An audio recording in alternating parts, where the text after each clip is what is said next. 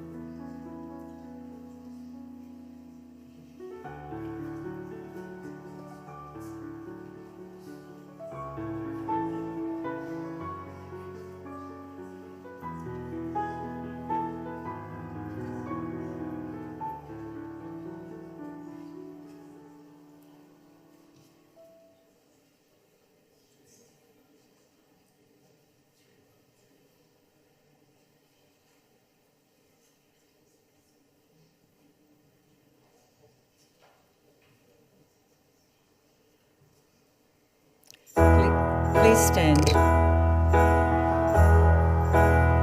I sit and wait. Does an angel contemplate my fate? And do they know the places where we go when we're gray and old? 'Cause I have been told that salvation lets their wings unfold. So when I'm lying in my bed, thoughts running through my head, and I feel that love is dead, I'm loving angels instead. And through it, oh, she offers me protection, a lot of love and affection, whether I'm right or wrong. And down the waterfall, wherever it may take me, I know that life won't break me. When I come to call, she won't forsake me. I'm loving angels instead. Please be seated. When I'm feeling weak and my pain walks down a one-way street,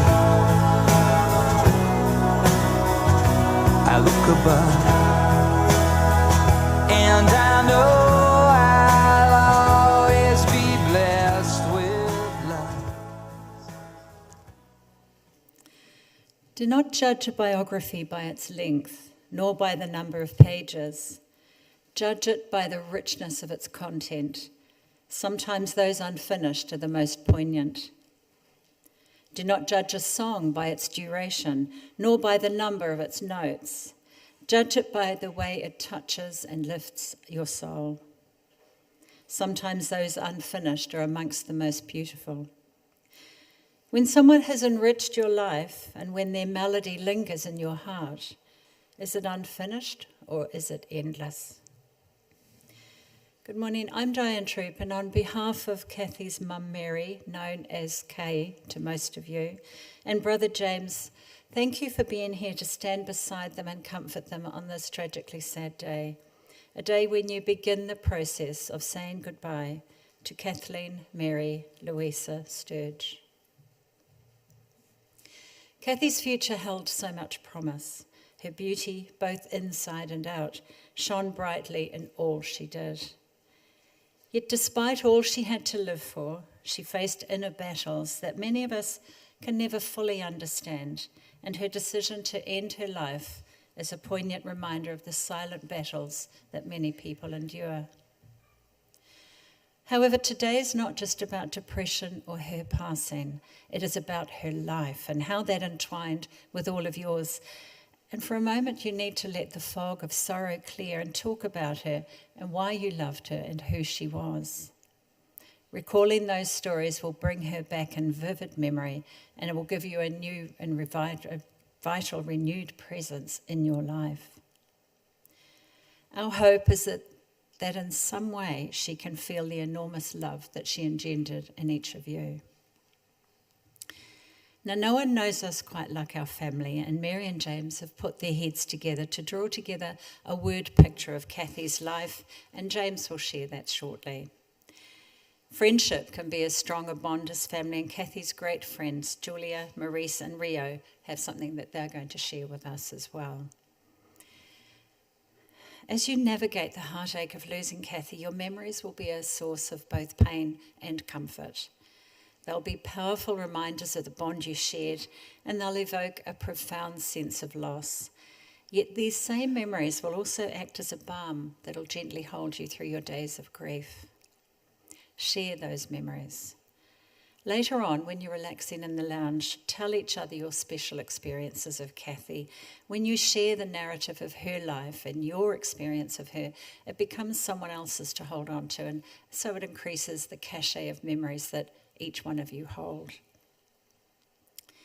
Now, it's not just those of us here today who are missing Kathy. She has several friends around the world and family and friends in England and Ireland, people she is closely connected to, and she spent a lot of time with when she spent her years in the UK, that the distance between them has only ever been geographical, but they are feeling that distance today.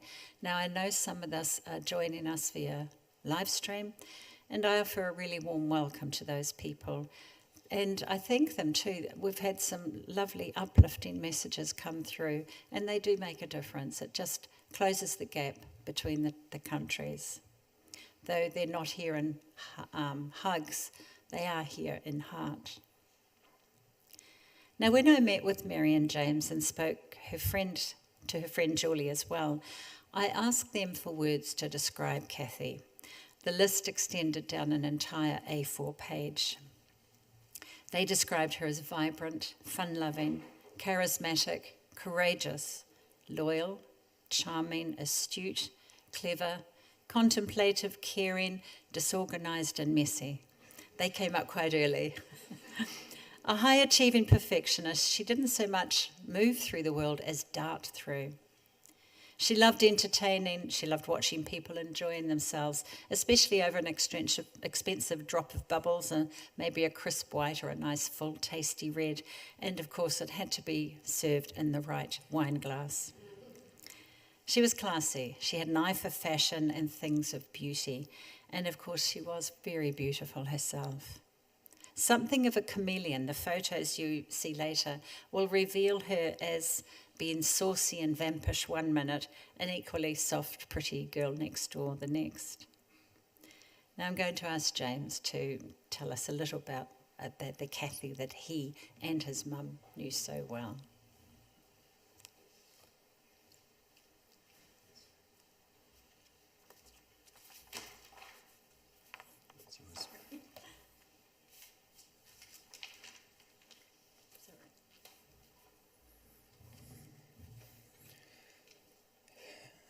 In remembrance of my sister, Kathy Sturge, I want to start by thanking everybody who came here today, not to mourn, but to celebrate the life of my sister, Kathy Sturge. I also want to thank Kathy's family and friends who are joining us via live stream today. Today, I'm speaking on behalf of my mother, Mary Sturge, and myself. Kathy passed away on Monday, the 30th of December, 2024. We announced her passing on Wednesday, the 1st of January, 2025. Since that time, there has been a constant flow of messages from family and friends expressing love and support for Mum and me. These messages have been a great source of strength for us as we come to terms with the loss of Kathy. I still find it hard to believe that this is actually happening today. I would like to share with you a message from one of Kathy's friends. Kia ora, James. I just wanted to send you a wee note from me and my husband, Jed. I'm one of the Ponsonby wine friends and worked with Kathy at Hancock's. Jed knew Kathy before me via Sal's restaurant. We both adored her and had a lot of fun being with Kathy. Unfortunately, we are overseas in Europe, so unable to make the celebration of Kathy's life. We just want to send you and your mum our love and thoughts. We will miss her and continue to chat about her with love, Jed and Kate. These are the sorts of messages that Mum and I have been receiving since Kathy's passing. A lot of the messages ask me to reach out if there is anything that Mum and I need. Well, what we need is the ability to rewind time so that I can have another attempt at getting through to Kathy. Who was Kathy? Kathy was born on the 8th of July, 1971. I was born sometime after that. Our mother, Mary Sturge, ní Donaghy, immigrated to New Zealand from Ireland, and our father, James Sturge, immigrated from England. He passed away in 1988 when Kathy was 16 years old. Kathy was born in Whangarei, and one of my fondest memories from that time was when we would go camping at Ruakaka during the summer holidays. During the day, we would swim and play, and then in the evening, Mum and I would beat Kathy and Dad at the card game 500.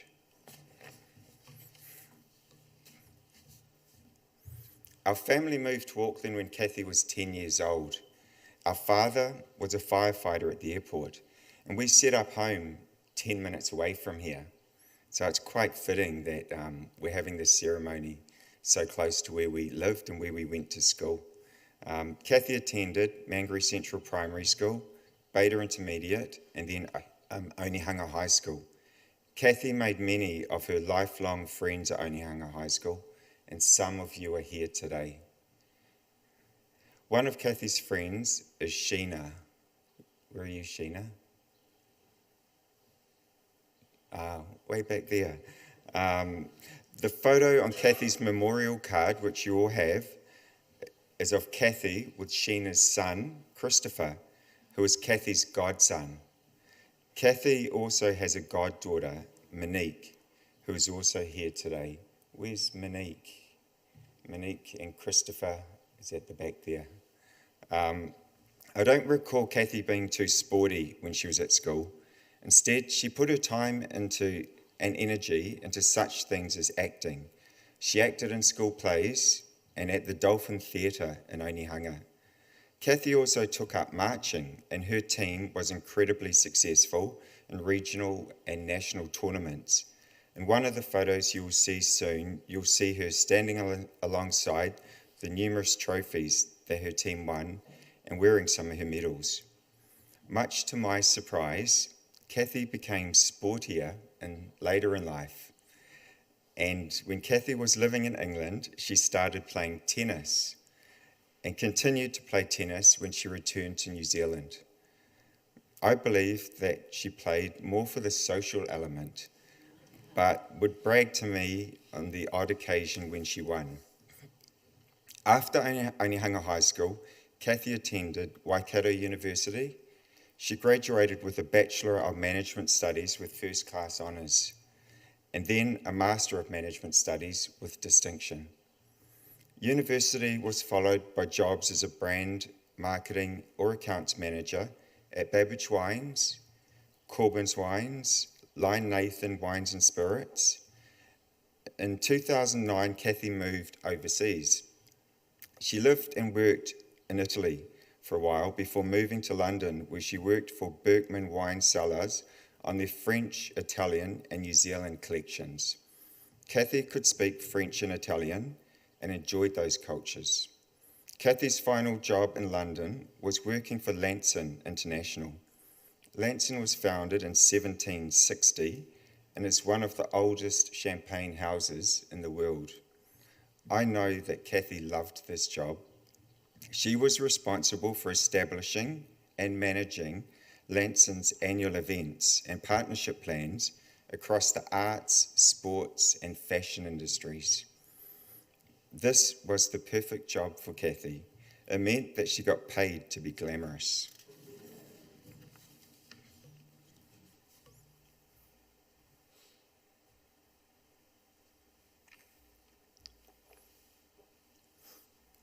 Kathy returned to New Zealand in 2017 and continued to work as a brand and business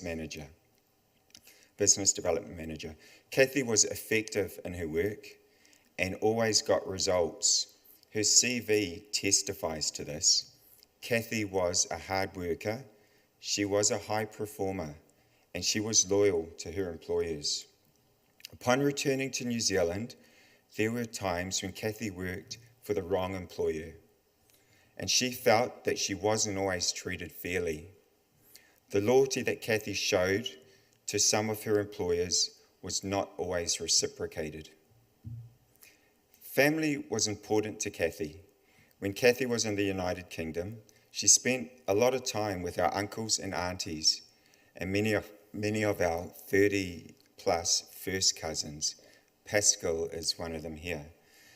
Soon you'll see photos of Kathy when she's with some of her family members, and I know that Kathy was much loved by our family in the United Kingdom. Many people who know Kathy have described her as being caring, generous, and fun-loving, a fun-loving person. She was classy, she was courageous, a loyal friend to many. I know on several occasions that Kathy supported friends going through difficult times. She would be hands-on, walking alongside them, giving them strength until they recovered. When I went through my own difficulties in 2017, Kathy was there for me and helped me to recover from an anxious time in my life. When Kathy returned to New Zealand, she bought a house. She was very proud of her little home in Herne Bay, and she loved her crazy cat, Serena. She turned the house into a home and filled it with character, such as her dining table that was transported from a few centuries ago. She worked hard in her garden and on her backyard. She even did a bit of DIY. She sanded and painted her fences and her outside chairs and tables. And I know some of you that are here today probably helped Kathy on her house. And so, thank you. Thank you for helping Kathy. For a long time, I refused to be Kathy's friend on Facebook, which she was not happy about. I preferred to be her brother in real life. But if you know Kathy well, you will know that it was best not to piss her off. So, at some stage, I became a friend of Kathy's on Facebook, but I got away with unfollowing her, so I would never see her regular posts. I already knew that Kathy lived a pretty glam life with her friends. In preparing today's service, I looked at Kathy's posts on Facebook, and for the first time to see her other life. And wow, what a full and glamorous life she lived. Raise your hand if you follow Kathy on Facebook and know what I'm talking about. Yeah, I've only just discovered it. I have since learned that Kathy was a part of an informal group called PWC. Where are they? Yeah. Ponsonby Wine Club. And now I know why Mum and I only saw Kathy about every 2 weeks. She had a life to lead. After the service, when we go into the reception lounge, you'll see some accessories from Kathy's glam life. Yeah, I'm thinking about even auctioning some of it off. Kathy was not perfect. This is my favourite part. She was messy. You can find evidence of this in her spare room at home, or if you look in her car. She could be bossy. Her friends and her younger brother could tell you endless stories about that. Kathy was an average driver.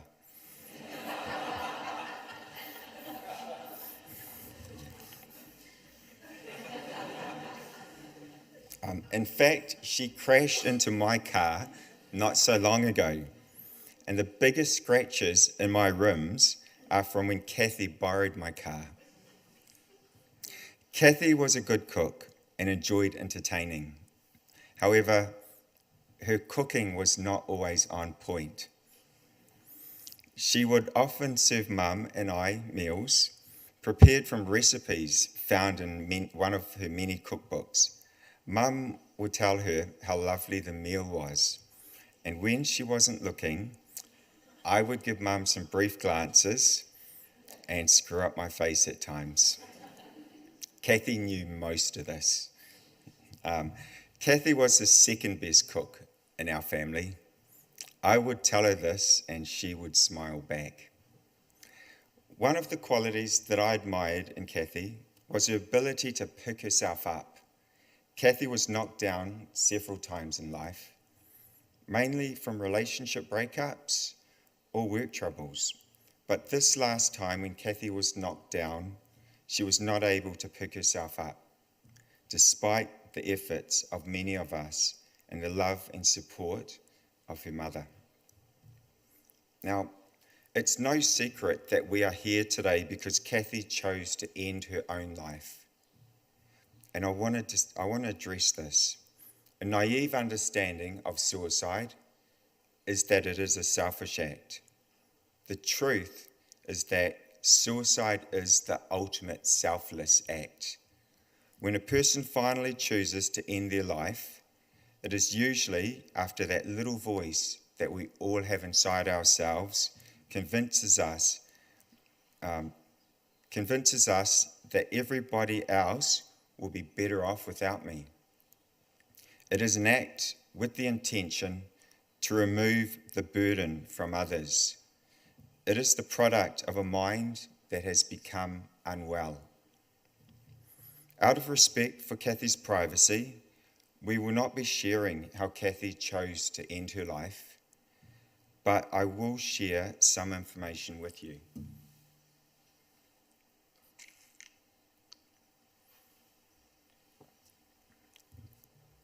Kathy left a letter for Mum and me, which we are so thankful for. We know that this was not an impulsive act. Kathy had given this some thought. She was intentional. Kathy had been experiencing some anxiety and depression for a while and chose to end her suffering after a long fight.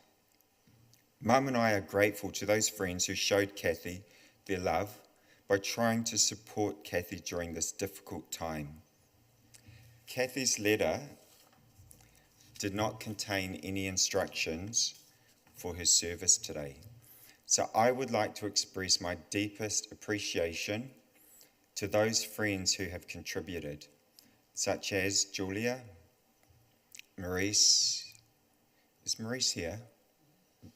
Hi, Maurice. Hey, Ross. Jill, be over with the wine group there, I know. Rio, who's flown in from Australia. Victoria, who's flown up. Is Victoria here? Victoria, who's flown up from Palmerston North. Danielle, Charlene and Conan, Mark, and many others who have sent through photos of them with Kathy. Julia, you have been an immense help. And though Kathy is no longer here in person, you have continued to show her your love and loyalty as a friend. I want to thank the pallbearers, Uncle Brian, our cousin Pascal, Kathy's school friend Wayne, Mum's neighbour Daryl. Who's Daryl? Kathy lived the last year of her life with Mum and made new friends with our neighbours Daryl and Gail. They are caring and generous people. Daryl's a lively and funny guy who added some spark to Kathy's long days during her final year. Steve is also a valued neighbour who helped Kathy and Mum and continues to help us. Kathy's friend Sam is also one of her pallbearers here today. Kathy and Sam have been friends for almost 30 years. He has been a constant rock in her life. Each time that Kathy got knocked down, Sam would help Kathy to get back up. Sam's wife, Stephanie, is a very special person and a very good cook. Kathy and Stephanie would work together each Christmas to make sure that we were well fed. And Stephanie's been there for Kathy, Mum and I during this challenging time. We are eternally grateful to you, Sam, Stephanie and your family for all that you have done for Kathy and our family. I also want to thank Auntie Pat, Auntie Jenny, Uncle Graham, Julie for your support of Mum during this difficult time. And finally, thank you, Christina and Diane. You are naturals at what you do and have helped so much and have been flawless. Kathy has left a big void in all of our lives. Mum and I will fill this void in the coming weeks and months. We encourage you, and I mean this, we encourage you, I mean everything, but this too. We encourage you to continue to reach out to us, to share messages of love and support, stories about Kathy, stories about the times you spent with Kathy, but maybe not when she was mischievous. And we hope that you'll continue to reach out to give us strength as we move forward. Kathy knows that she was loved by her family and friends. We will always miss Kathy. We will think of her each and every day for the rest of our lives. Kathy will be remembered for her beauty, for her caring, generous and fun-loving nature, for her loyalty, and for the light that she brought into this world. May our beautiful Kathy rest in peace.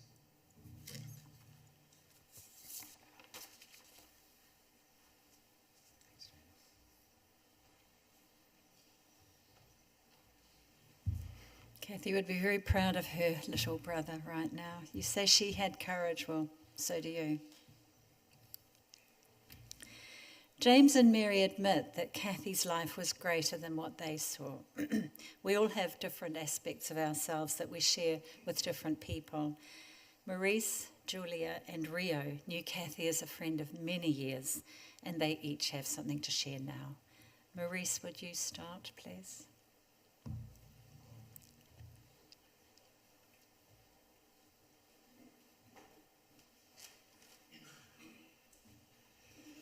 Hi, I'm Maurice, long-time friend of Kathy. She used to visit us a lot up at Matheson's Bay, and a very big part of our yoga community. We chose, Ross, to write a poem to share our experiences of living with Kathy. She spent a lot of time at my place, and very good friend. How I wish I wasn't here today, heartbroken with you gone. So many words left unspoken. How I wish for one more time you would arrive at my door, laden with food and wine, which she'd always arrived with. I'm not a big drinker. I was told off a lot. How I wish for one more chance to share with you life's joys, to play, to dance. How I wish for the simple pleasures, a walk on the beach with dogs to hand, a dip in the ocean, warming ourselves on the hot sand. How I wish you could see yourself through our eyes, the light that you shine to brighten our lives. How I wish I knew what to say, the magical words to convince you to stay. That this last hurdle, a little too high, wasn't so great that you needed to fly. How I wish that you knew you were loved, which she did know. How we all are brought here today by memories of you, to share the joy, the light that you hold, and to grieve for the rest of your story untold. May you rest in love, Kathy.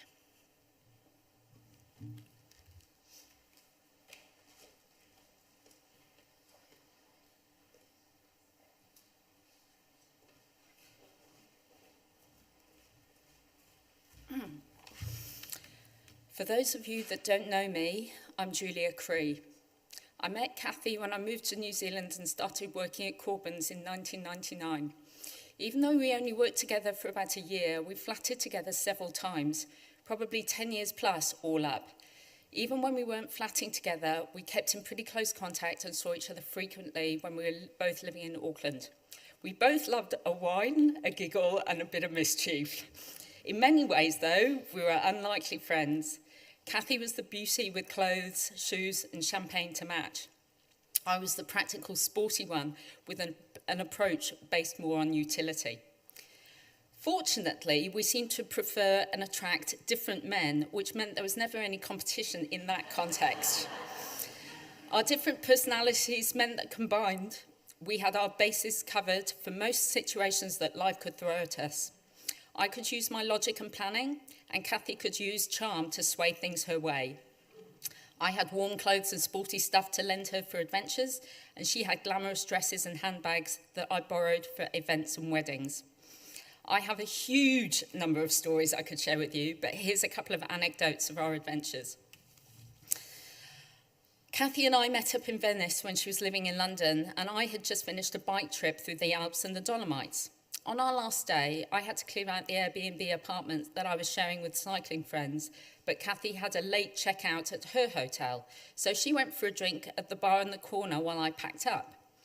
When I arrived at the bar, Kathy had an Aperol Spritz in front of her and was chatting in Italian to the handsome young waiter. Surprise. I sat down and Kathy ordered an Aperol Spritz for me. I don't speak Italian, but I immediately realised there was more chit-chat going on than there was absolutely necessary to place a drink order. When we finished our drinks, the waiter came over and Kathy started handling the bill. There's a fair amount of chit-chat again, to which Kathy adds a decent helping of eyelash batting and a flirty grin. After the exchange is completed, Kathy looks at me and says, "He says I can have mine for free, but you're going to have to pay for yours."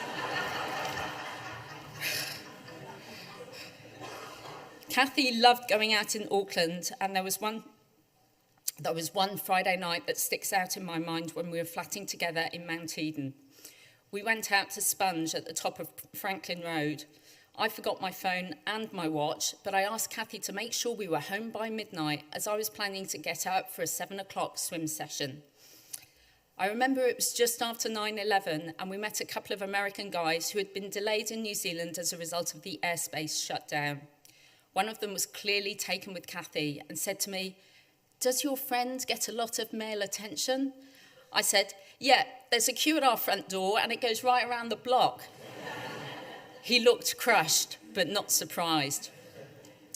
Throughout the night, I kept asking Kathy for time checks, and as the drinks flowed and we adjourned to Lime Bar, Kathy told me it was 11 p.m.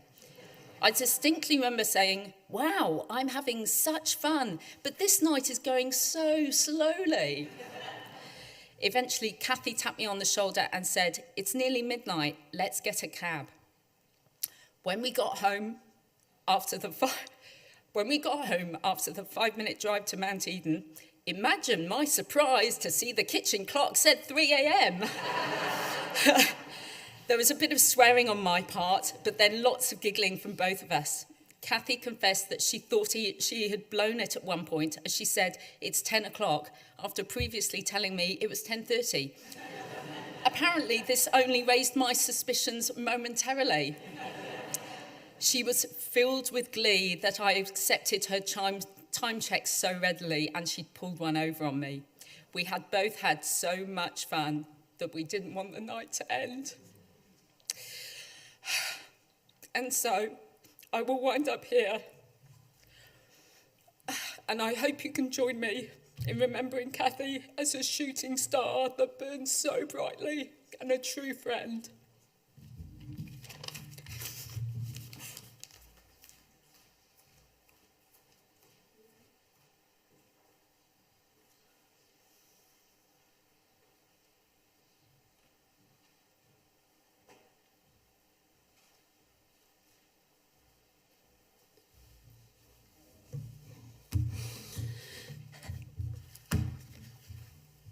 Kia ora.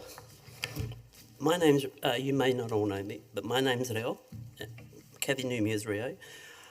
I'm a long friend of Kathy's, actually 34, 36 years. We first met Kathy when I worked at the THC Hotel.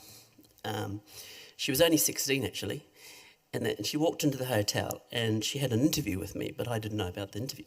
And she said, "Oh, I'm here for an interview." I said, "For what?" She goes, "A waitress. Have you a waitress?" "No." I said, "Okay." "All right." And I said, "Have you worked in any cafes?" "No, I just want a job." "Okay."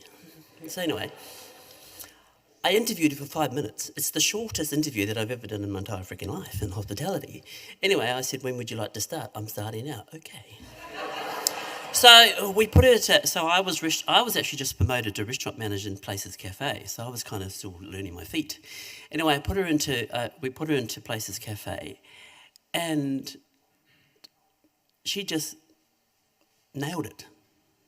And that was her first hospitality job that she started 36 years ago with us. And the memory I have of Kathy is this cheeky little blonde girl, right? That always come in, but she was always happy and always smiling. And with everybody, with customers, with our friends and that, we continued to stay friends for a lifetime, I call it. I moved to Australia in 2000, and I've been in Australia for 25 years now.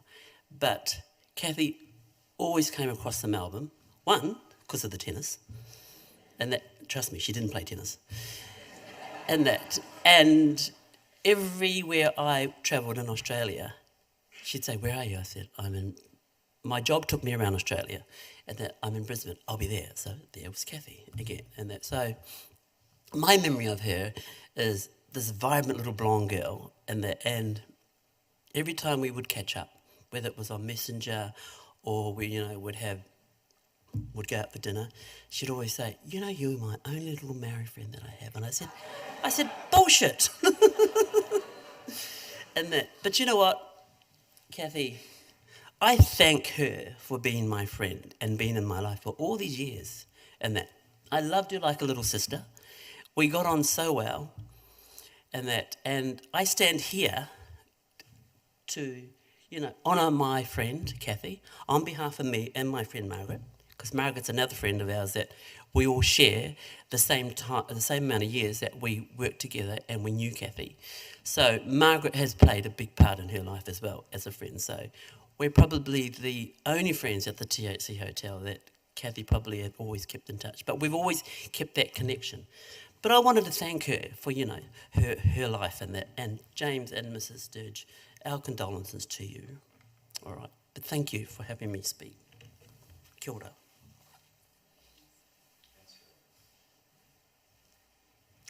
Thank you to everyone who's spoken. You've used such colour to paint your picture of her. We're going to look at some wonderful photos now, so you'll all enjoy those.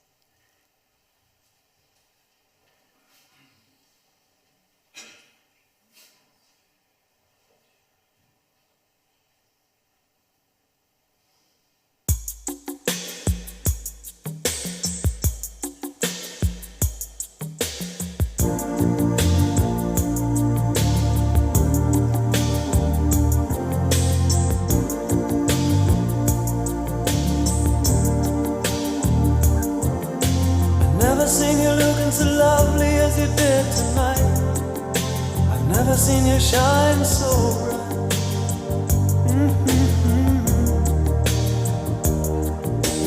Never seen so many men ask you if you wanted to dance. Looking for a little romance, given half a chance.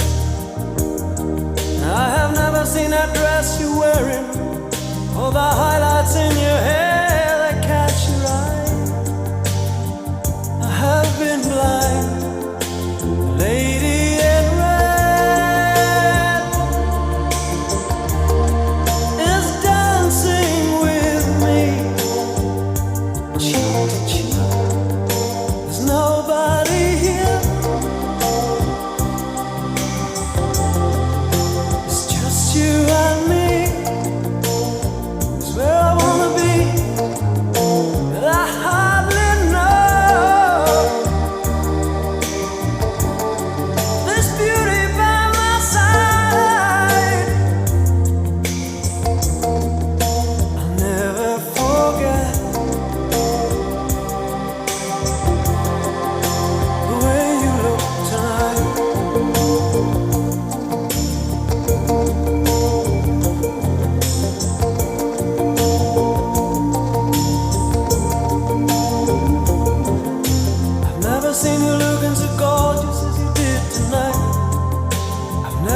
Shine so bright, you were amazing.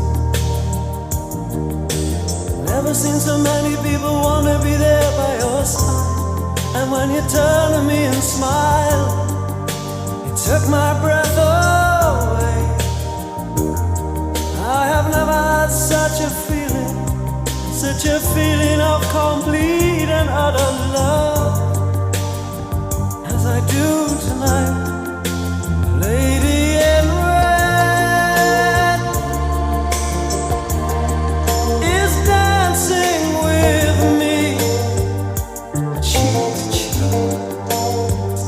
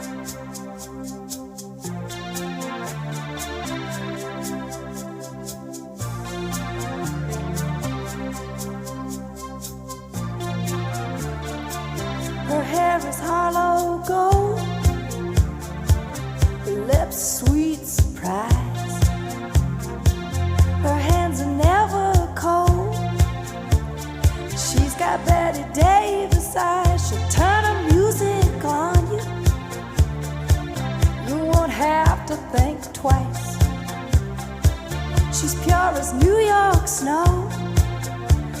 She got Betty Davis eyes. And she'll tease you, she'll unease you, all the better just to please you.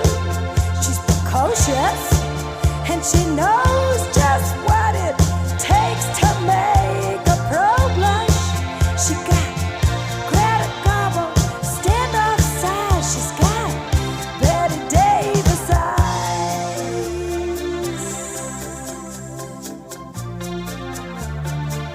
She'll let you take her home, whets her appetite. She'll lay you on the throne. She got Betty Davis eyes. She'll take a tumble on you, roll you like you were dice, until you come out blue. She's got Betty Davis eyes. She'll expose you when she snows you, off your feet with the crumbs she throws you. She's ferocious, and she knows just what it takes to make a pro blush. All the boys think she's a spy. She's got Betty Davis eyes.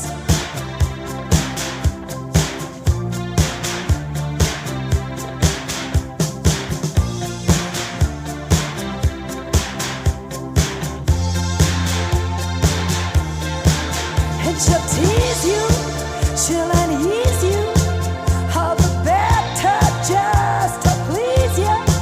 She's precocious, and she knows just what it takes to make a pro blush. All the boys think she's a spy. She's got Betty Davis eyes.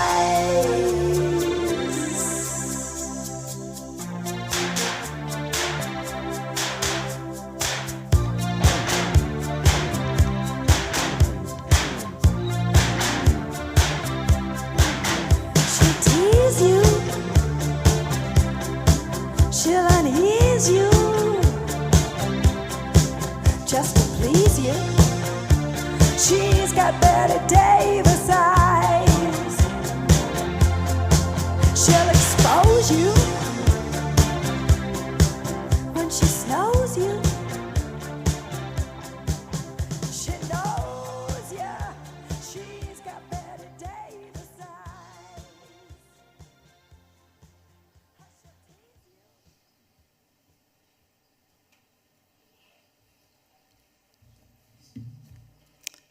Photos have become so much more precious now.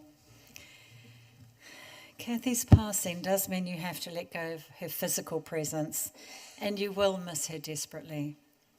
But the dance of love continues in spite of this separation. You'll always hold her in your heart in the bright places reserved for love and legacy and memories.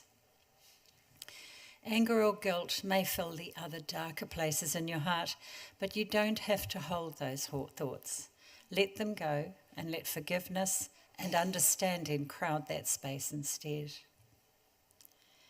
In doing this, you can accept that Kathy made a choice. It may not have been a choice we can ever comprehend, but it was hers to make. Understanding this will free you to continue loving her and will add meaning to your memories of her.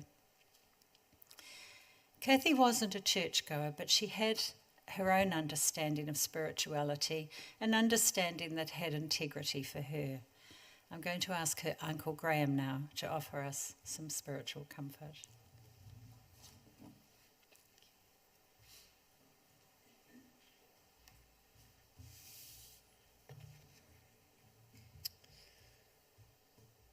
Kay, we want to acknowledge wasn't the Creator's plan that children go before their parents. It's tough, and we feel with you today. Let's put that up.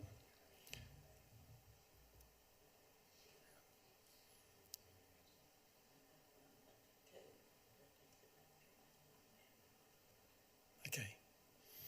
And James, losing a larger-than-life sister. We want to acknowledge you today, and we want to acknowledge the friends today too, who are feeling it.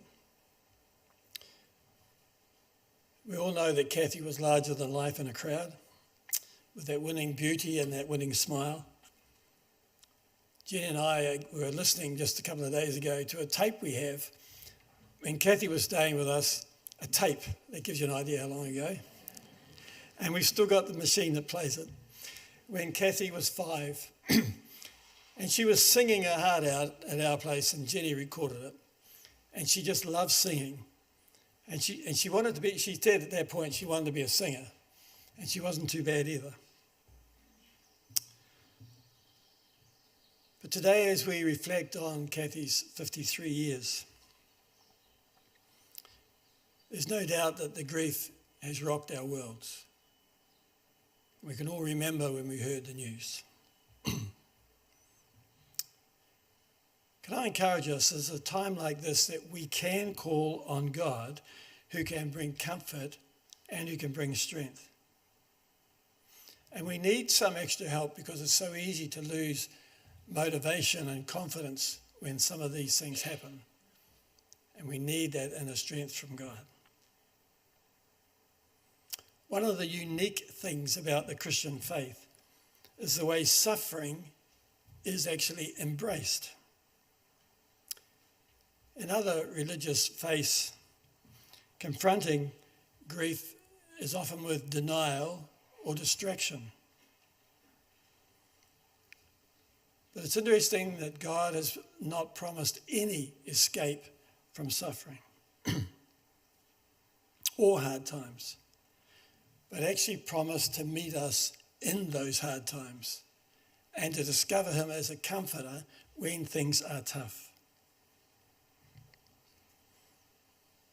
And I think if we look to Jesus dying on the cross, we can see the ultimate suffering that he himself embraced.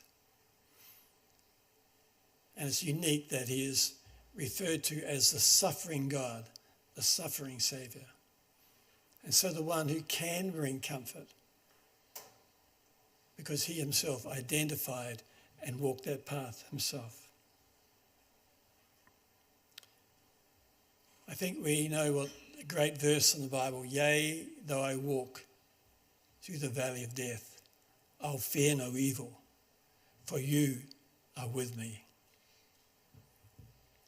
That verse does not say the absence of death, but the presence of God is what makes the difference.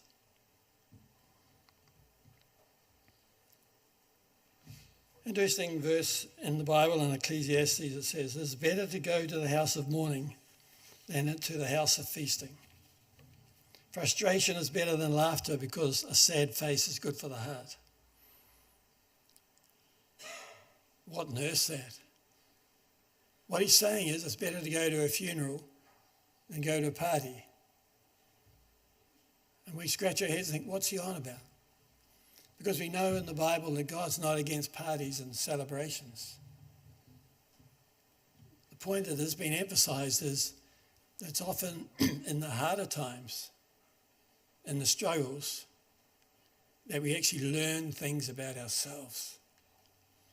We learn things about life. We ask the questions, who am I?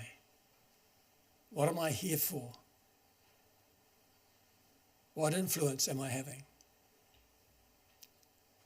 If you're like me, you sometimes think, what will they say at my funeral?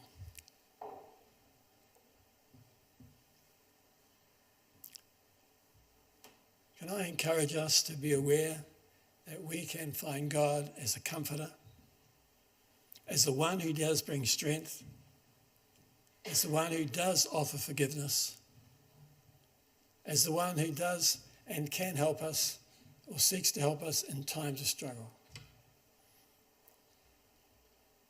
Unfortunately, we grieve today. Was it Winston Churchill talked about the black dog of depression? Unfortunately today, it's called Kathy. We feel with you. but we want to commit to you the fact that God is your comforter, can be your source of strength. And somehow or other, from this, can help you to discover some greater lessons in life in the future. What a hard way to learn. It's tough. Let me lead us in prayer. Lord, please give a special strength to Kay, to James, and to Kathy's friends. May we experience, as we reach out to you, for your hope, your comfort, and courage to press on.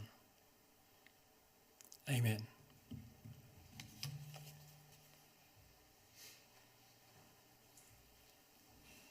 Thank you, Graham.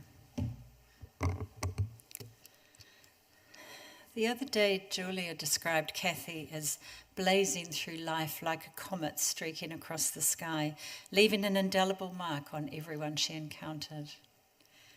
Her presence is both radiant and fleeting, travelling with a sense of purpose, driven by an inner fire that propelled her forward. Touching lives with her spark, her path is bound not by convention or expectation. She carved her own unique trajectory, leaving a trail of wonder and inspiration in her wake. Sadly, this beautiful comet has now burnt out. Please stand for the words of farewell. It is now time to say goodbye to Kathy. Although your physical link with her has been severed, the spiritual link will endure throughout your lives. Even as her spirit finds a new way of being, you will hold her ever near to you through the sheer power of love and the preciousness of memory. Your fervent wish for her is that she has found the peace and the solace that she sought. She was loved and will always be loved. And for you, left so bereft at her passing, the love you have for her is larger than this thing that has happened. So be compassionate with yourselves and those around you. Give up on the relentless need to know why. Allow grief in, for it has healing powers. Allow yourself time to regain your momentum, and you'll slowly but surely come to trust life and all that is good in life again. Humans are endowed with an enormous capacity for compassion, and it is this that allows us to help one another through the rigorous challenges that come in life. Hold each other now and go in peace, the peace that comes with family and friends who have shared the experience of knowing and loving Kathy deeply. I leave you now with some words that perhaps Kathy would have wanted you to hear. When tomorrow starts without me, write down every funny thing that's happened. Live life to the fullest like I wanted to do. Don't ever give up. Would I really want that? When tomorrow starts without me, it'll all be okay. For I'll be in your heart and always in your mind. I'll be in every bad joke you make. In everything, I'll be there in some little way. I'll be in your heart where I belong, where I'm meant to be. Don't blame or wonder why, there's no fault. Don't let guilt win, I made a choice. Try not to think of how or why I went, but how and why I lived. Don't fade away into little pieces. I need to know you'll be whole. I didn't mean to hurt you. When everything goes on without me tomorrow, I know that's how I hoped it would be. I lived my life to the fullest, and just know I am content with my choice, and I love you all.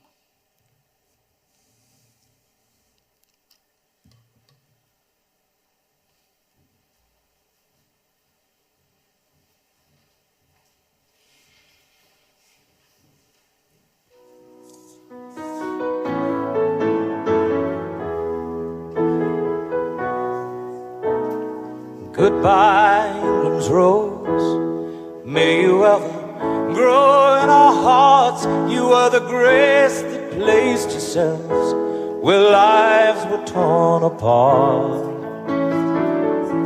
You called out to our country and you whispered to those in pain, now you belong to heaven, and the stars spell out your name. And it seems to me you lived your life like a candle in the wind, never fading with the sunset when the rain set in.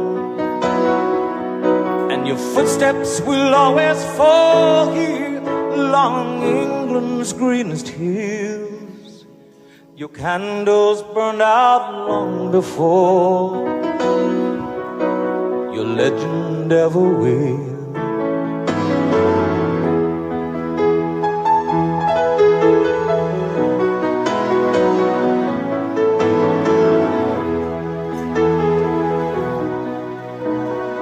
Loveliness we've lost, those empty days without your smile. This torch we'll always carry for our nation's golden child. Even though we try, the truth brings us to tears. All our words cannot express the joy you've brought us through the years. And it seems to me you've lived your life like a candle in the wind, never fading with the sunset when the rain set in. And your footsteps will always fall here along England's greenest hills. Your candles burned out long before your legend ever will.